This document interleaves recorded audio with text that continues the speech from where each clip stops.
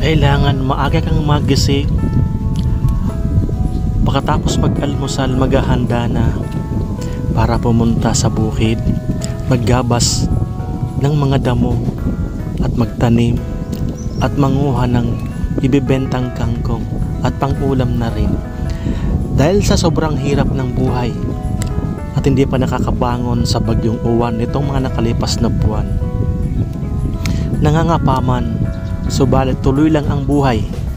Si Katabang Dave ay nag-aalaga rin po ng mga magulang na senior citizen. Ang tatay ko po ay 80 anyos, ang nanay ko naman po ay 75 years old. Sobrang hirap, subalit po tuloy-tuloy lang tayo dahil sadyang ganyan ang buhay. Hanggat nabubuhay ka, marami kang pagdadaanan. Kailangan lang tibay ng loob at tiwala kay God. Mga kababayan, ako po si Katabang Dave, isang Bicolano charity vlogger.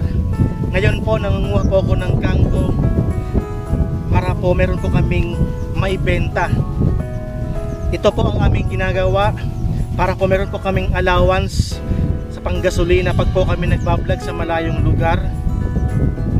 Mahirap pero po masarap.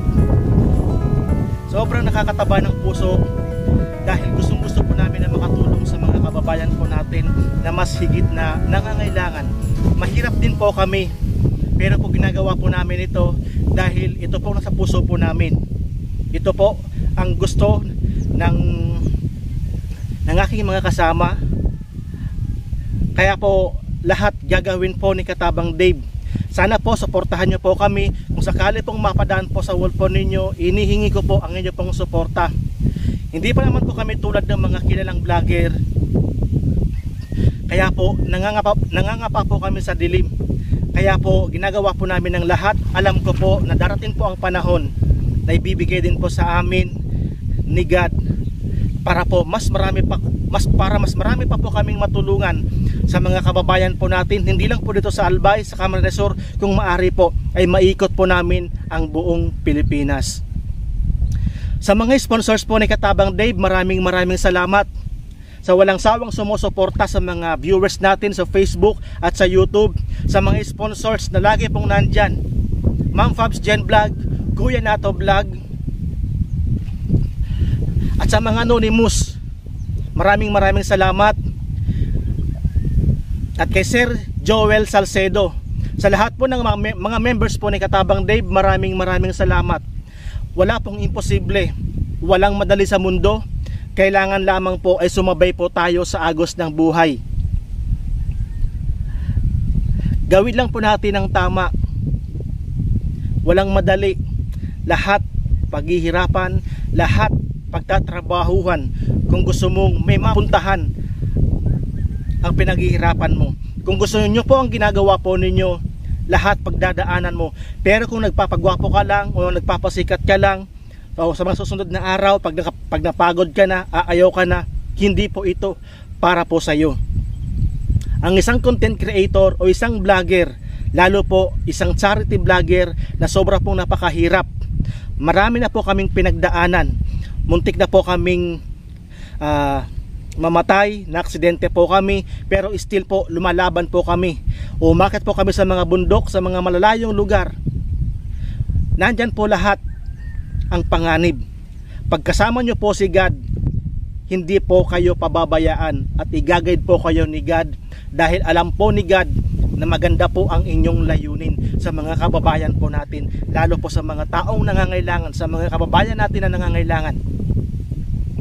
Ito po ang mission po natin, ang tumulong sa kapwa. Pag nagtanim po tayo ng mabuti sa kapwa, Diyos na po ang bahala.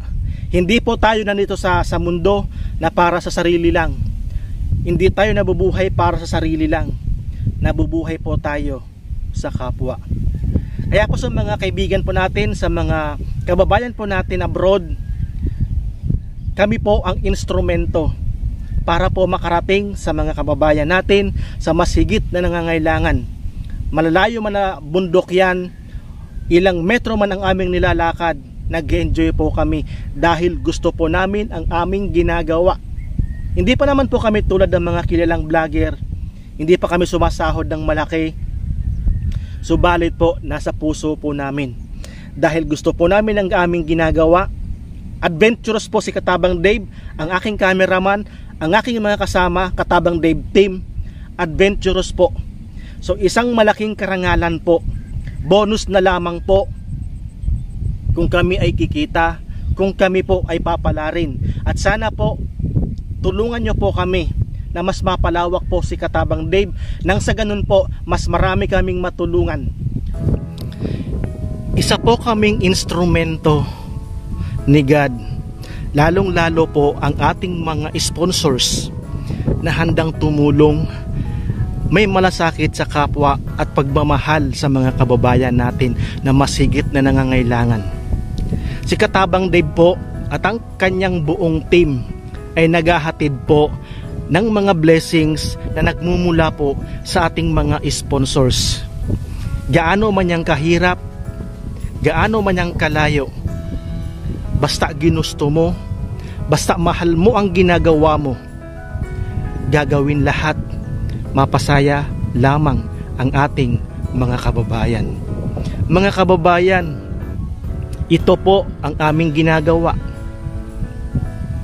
Sa ngalan po ni God, patuloy po kaming lumalaban kasama ng aming mga sponsors, ng aming mga viewers.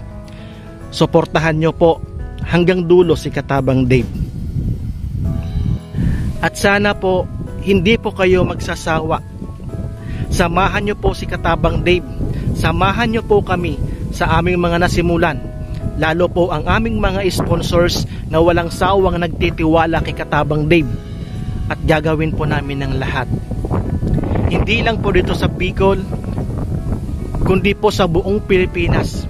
Hanggat maari ay iikutin natin para po makapagbigay tulong tayo sa mga kababayan natin.